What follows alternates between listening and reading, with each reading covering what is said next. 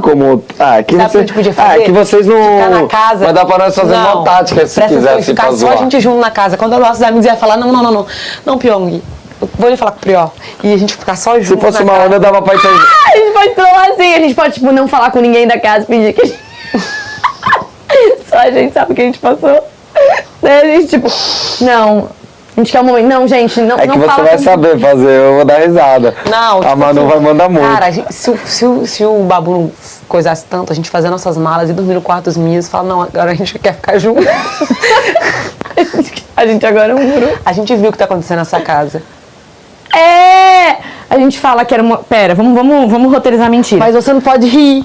Eu dou. Mas a gente fala ignorar que é o um Babu, quarto. tem que ignorar nossos amigos e ficar só a gente junto. A gente tem que chegar e por um momento a gente tem que fazer assim, ó. Sentar no chão, ficar assim. Calma. Daí o Pyong, não, Pyong, sério. Pyong. Daí você fala, calma, mano, calma, levanta. Eu consigo na hora, eu acho. Daí Não, você você tá puto, você sai putão, você sai putaço que daí todo mundo vai acreditar Dá que umas você já 3 tem essa cara cabeçadas de na porta. puto.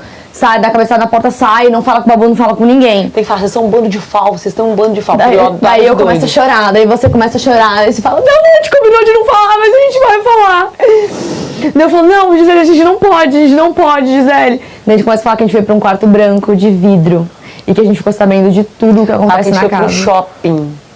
E o que vocês vão inventar? A gente foi pro Barra Shopping. Vamos dar nomes. E que A gente que- não vai saber, a gente não saberia que a gente estaria lá, né? Mas você não conhece mais Não, shopping? dá pra- Conheço, a gente saberia. Saberia. Vocês inventam, só Presta o atenção, puto... presta atenção. E era uma casa branca, o teto subia, abaixava, até que uma hora as paredes caem. Pum! Quando a parede cai, era uma casa de vidro. A gente ouvia a voz, a gente achou que era gravado.